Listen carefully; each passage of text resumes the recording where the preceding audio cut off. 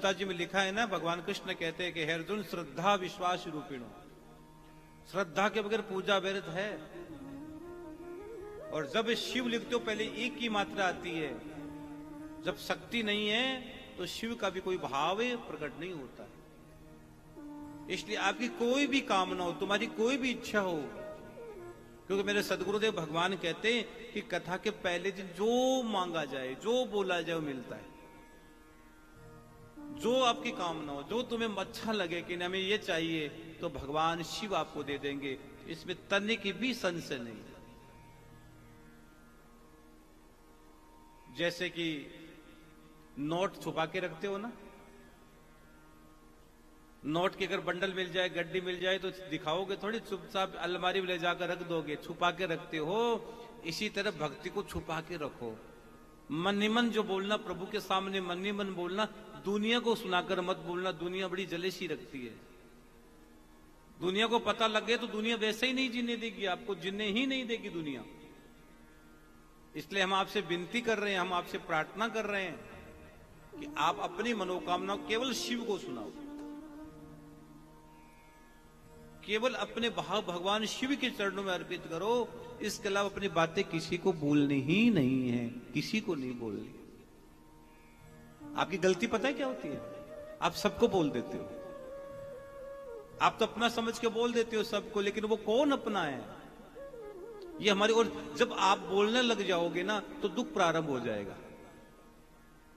जितने जितने लोगों को अपने मन की बात बोल के देखना मेरे बहन भाई, मैं आपके छत्रपति संभाजी की कृष्णेश्वर दरबार में बैठकर इस बात को बोल रहा हूं कि उतनी समस्या प्रारंभ हो जाएगी।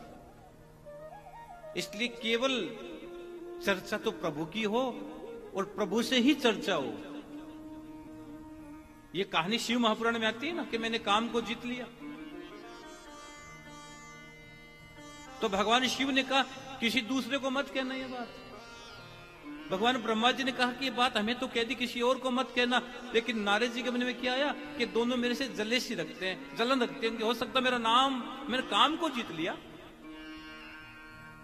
इसलिए वो उनसे रहा नहीं गया और भगवान विष्णु के पास पहुंच गए।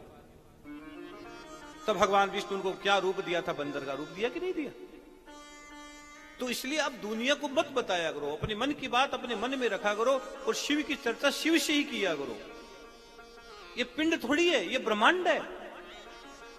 इसी पिंड से, इसी से परमात्मा की प्राप्ति संभव है मेरे बहन भाई, इसी से प्राप्ति संभव है। बड़े बड़े संत महात्मा हुए, बड़े बड़े महापुरुष हुए, उनका शरीर को दूसरा थोड़ी था, ये तो शरीर था।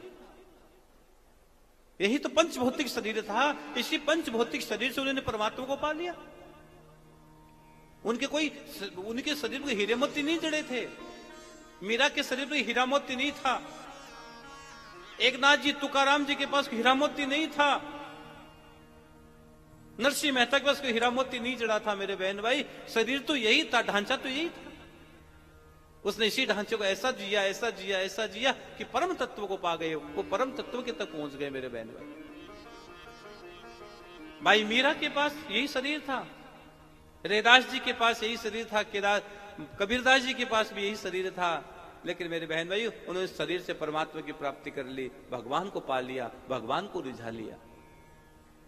इसलिए हम आपसे विनती करते हैं कि भैया भगवान की सबसे बड़ी कृपा है कि हमको मनुष्य का शरीर ही मिला है, मनुष्य का तन मिला है।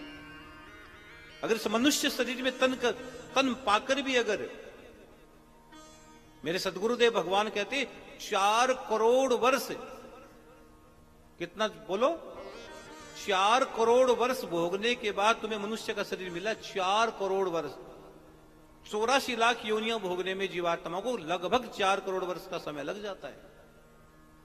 और अपने को मिला और अपने इधर उधर की बातें करके, दुनिया की बातें करके अपना समय बर्बाद कर रहे हैं। नहीं रे भाई नहीं, ये शिव की चर्चा होनी चाहिए। और अंत में जाना कहां है?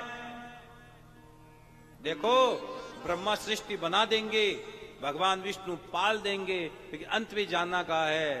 शिव के पास जाना है, जो मोक्ष का धाम है, जो मुक्ति का धाम है, जो मुक्ति का धाम है। इसलिए हमने कई बार कथाओं में कहा है, किसी गांव में किसी का मंदिर हो ना हो, तो शिव का मंदिर जरूर होता है।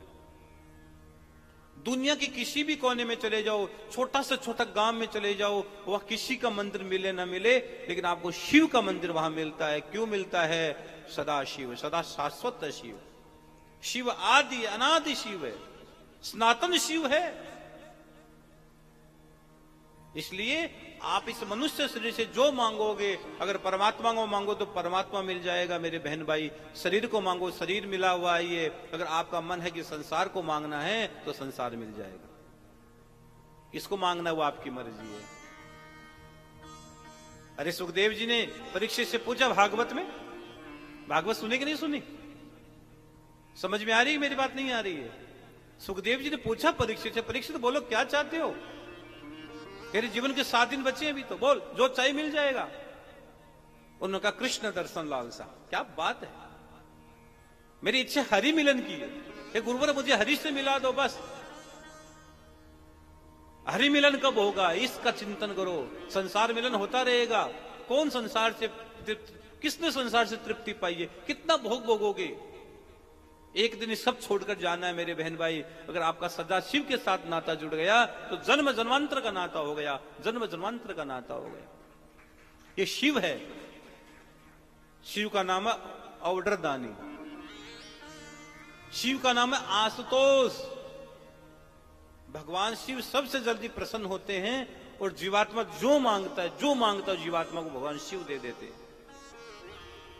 तो इसलिए आपकी जो भी कामना हो, जो भी तुम्हारी इच्छा हो, जो भी तुम्हारे मन में कोई अंदर अंदर बात चल रही हो कि मेरे घर में बंगला हो जाए, गाड़ी हो जाए, नौकर चाकर आ जाए, बेटे बेटे की बहू, घर में शादी हो जाए, बहू आ जाए, पोता हो जाए, जो भी तुम्हारी इच्छा हो, संसारी मांगे बगैर तो रहेंगे नहीं। महाराज जी कितने भी कह दो मांगेंगे तो पक्का मांगेंगे। हम संसारी है, संसार में आए हम।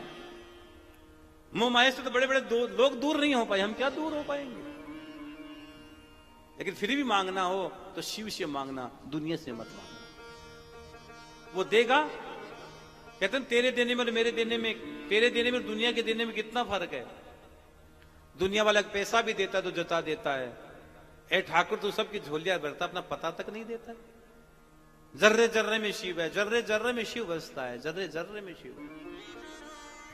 इसलिए आप अपनी मनोकामना बोल दीजिए। 3 बार मेरे साथ ओम नमः शिवाय का जाप करना है, 3 बार महामृत्युंजय का जाप करना है। और किस्मत देखिए मेरे बहन भाई, ये महाशिवरात्रि पर कथा हो रही है। महाशिवरात्रि पर शिव की कथा, और इस समय इस कथा को पूरी दुनिया भर के लोग सुन रहे हैं। पूरे देश विदेश के जितने भी साधक है वो सब के सब सुन रहे हैं इस कथा को।